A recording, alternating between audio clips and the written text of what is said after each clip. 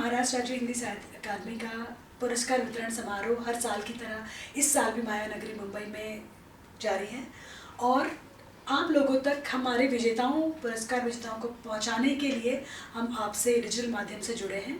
और इस समय हमारे साथ है डॉक्टर अवधेश कुमार। इनकी खासियत है आलोचना विमर्श। किसी भी रचना की आलोचना करना इतना आसान नहीं होता जब तक कि आप रचना के बारे में बहुत गहराई से नहीं जाने। ये बड़ी जिम्मेदारी है।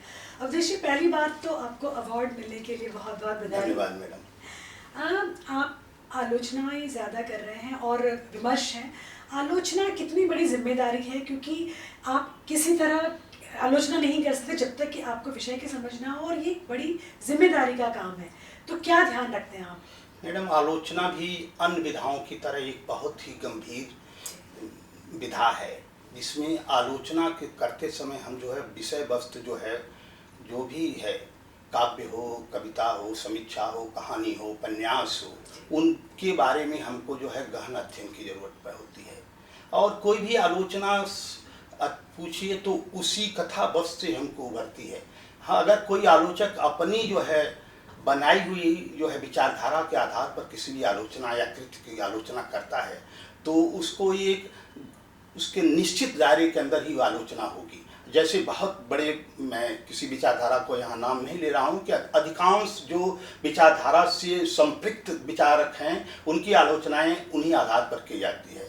लेकिन मैं समझता हूँ, और मैंने बहुत से विचारकों आलोचकों को देश भर में सुना है, लगभग 40-50 साल के अपने विश्वविद्यालय और जीवन में, कि आलोचना जो है वस्तुपरक होनी चाहिए और आलोचना का जो है कथ्य से ही आलोचना निकलनी चाहिए। इलियट ने बहुत पहले कहा था कि हर पाठक आलोचक होता है। जब कोई भी विषय वस्तु या कविता, कहानी, उपन्यास हम पढ़ते हैं तो उसके अंदर से जो है हमारे अंदर भाव उत्पन्न होता है कि वो कैसी आलोचना है, कैसी कहानी है, कैसा उपन्यास है, कैसी कविता है। तो इस तरह से आलोचना जो है हमेशा जो है उस कथा वस्तु से, उस विषय वस्तु से संबंधित होनी चाहिए। मेरा आलोचना का सर्वप्रथम मेरा पहला लेख जो है 1985 में नवभारत टाइम्स में छपा था, जब ब्लू स्टार हुआ था। उसके बाद महीप सिंह, अगर आप जानते होंगे, बड़े कहानीकार थे, बम्बई में उस समय रहते थे। उसके बाद वो दिल्ली शिफ्ट हो गए। उन्होंने एक लेख लिखा था नवभारत टाइम्स में कि उस समय सिखों के बारे में, कि सिखों को दोहरी तरह का नागरिक पेश किया जाता, जिसके मैंने विरोध में एक लेख लिखा था और नवभारत टाइम्स ने उस 84 में मेरे लेख को छापा था। तो उसके बाद से विशेष करके साहित्य की आलोचना मैंने जो है सबसे पहले जो है नागपुर के एक उपन्यासकार रंजन त्रिवेदी हैं, चंदन वन के सहवी सबरंग में छपी थी मेरी। सबरंग जो है जनसत्ता का ही साप्ताहिक होता था हर सप्ताह। उसमें लगातार मैंने 10 वर्षों तक, जब तक वो बंद नहीं हो गए, नियमित साहित्यिक समीक्षा का काम करता रहा। इसके अलावा नवभारत टाइम्स में भी मैंने तमाम नागार्जुन पर समीक्षाएं लिखी हैं और लेख भी लिखे हैं, जो कि विशेष करके संपादकीय पेज पर मेरे लेख छपे हैं। विश्वनाथ सचदेव जी जिस समय संपादक थे। और उसके बाद विभिन्न पत्रिकाओं में और विश्वविद्यालय में की गोष्ठियों में, महाविद्यालयों की गोष्ठी में मैं जो भी पेपर पढ़ता था तो विशेष करके आलोचनात्मक ही होते थे। और लगभग मैंने 60 आलोचना, शोध और प्रबंध मेरे प्रकाशित हो चुके हैं।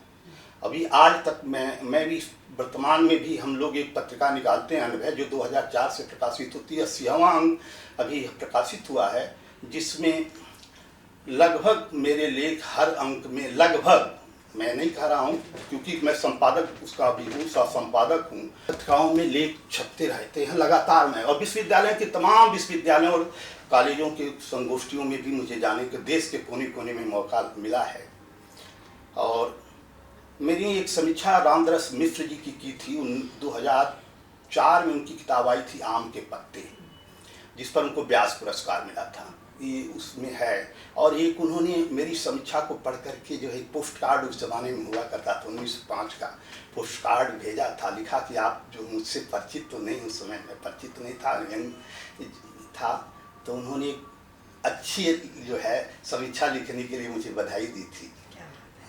तो इस तरह से जो है आलोचना कर्म से मैं लगातार जुड़ता रहा हूँ।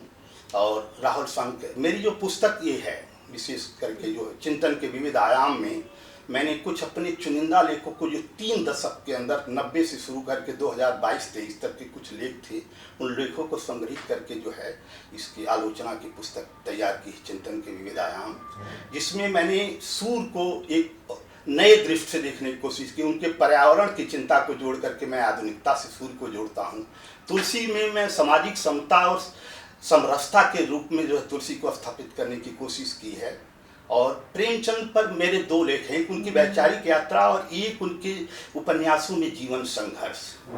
वहाँ मैंने कुछ रामविलास शर्मा के भी जो है जो कथन है उससे थोड़ी असहमति व्यक्त करते हुए, विशेष करके सेवा सदन के रूप में जो उनका कथन है, मैंने असहमति व्यक्त की है कि वो जो उन्होंने जो बात कही वो पूर्णतया जो है मतलब सेवा सदन में सही नहीं लगती है मुझे। थोड़ी बड़े रचनाकार हैं, बड़े समीक्षक हैं, लेकिन हम अपनी बात को असहमति व्यक्त करते हुए भी अपनी बात कही जा सकती है आलोचना में भी। इसी ये जरूरी नहीं कि कोई रचनाकार या बड़ा आलोचक कह दिया है तो उसी चीज़ को हम केवल कोटेशन के रूप में जीवन पर्यंत, हम अपनी बातों को भी कहने के हमको एक तरीका होना चाहिए, शालीनतापूर्वक जो है मादा होना चाहिए। बिल्कुल। तो अवधेश जी ने ये सिखाया कि कितने भी बड़े कथाकार हों, कितने बड़े भी रचनाकार हों, लेकिन समीक्षा की जगह हमेशा बचती है और हमें गुंजाइश बनी रहती है। बिल्कुल। और जो समीक्षक हैं, जो आलोचक हैं, वो बिना किसी पक्षपात के निष्पक्ष होकर या विचारधारा के पूर्वाग्रह के बिल्कुल समीक्षा और आलोचना कर सकते हैं और उसे पसंद किया जाता है। अवधेश जी हमसे मिले, आपसे और मैडम मैंने विश्वविद्यालय में जो है यहाँ से जो है एम में PhD किया था। गोरखपुर विश्वविद्यालय से मैं विज्ञान स्नातक भी हूँ और मैं यहाँ विश्वविद्यालय के विभाग से प्रथम श्रेणी के साथ साथ प्रथम स्थान भी पाया था। और मैं इस शहर का नहीं, पूरे महाराष्ट्र का UGC नेट क्वालिफाई करने वाला पहला कैंडिडेट हूँ। 91 में ही मैंने क्वालिफाइड फर्स्ट अटेम्प्ट में किया था। क्या बात है, क्या तो UGC नेट की परीक्षा इस शहर में सबसे पहले हिंदी में, विशेष करके अन्य भाषाओं के बारे में मुझे जानकारी है, मैं प्रथम विद्यार्थी रहा हूँ। बहुत अच्छा लगा आपसे मिलकर। धन्यवाद। धन्यवाद।